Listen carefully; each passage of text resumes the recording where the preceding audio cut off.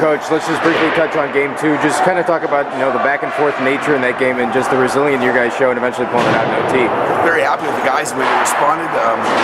It's playoffs, so everything's going to happen. And right now we got to find a way to clog up their holes and take care of our own. Because when we get it, we got to take care of it. It's just one of those games, even the guys that didn't show up on the score sheet, it seems like just everybody contributed in different ways. It was a good team. It was a very good team. I mean, we got to continue that trend because the team effort this time of year is what it's about. So you might get a great night out of someone, but playoffs most likely you won't. You got to get a team performance.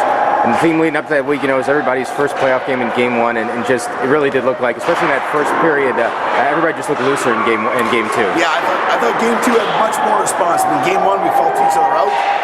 We kind of just held on to see what happened, and if something good was going to happen, it's going to happen. If not, I don't know if we're in a spot to make it happen. So, but game 2 we definitely responded differently than game 1. Game 3, the start will be important, but even in game 2, I mean, there was a penalty about midway through that period, but that first 5-10 minutes, I thought you guys have a good start, even though you gave up the first goal. Yeah, I was happy. I thought we had some energy, and then I really liked the second half of the first period. I thought, but it took us a little juices to get going the way we should, and we're going to start better on game 3 because game 3 is going to be.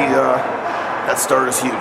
And you had a lot of changes forwards indeed. Did you like the way the guys responded to different line combinations and deep pairings? It's weird. I mean, you take somebody apart and you put them back together and they're better. And some guys might go back together now, but to take them apart was a big statement. And the guys did respond and they took out a new challenge. And you talk about the gap all the time in that small ice surface. They're a really good transition team. And the forwards did a really good job of clogging that gap and getting back on the back check. Yeah, I was happy with our response to the idea that they pushed the puck. I thought we did a way better job with their defensemen jumping the rush. There's still more to be had because they're deep and low. They had a good offensive transition that way. We got to respond, and at the same time, guys just got to play without the puck at a higher level.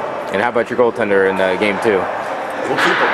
We'll keep Scofford for sure. He's, it's that time of year, and you want your goaltender to be at the top. And right now, Scofford's been nothing but. He's been great, so that trend's got to continue as well. We got to support him better, but at the same time, count on the saves he continues to make. And just lastly, do you like your team's mindset heading into the big game tomorrow night? Yeah, I mean, big picture, we're the 6th seed, they're the 3rd seed. Game 2 is a huge game, and we took care of it. Now we got to go get game 3. They're not going to give it to us. We're going to have to earn a lot of things right now.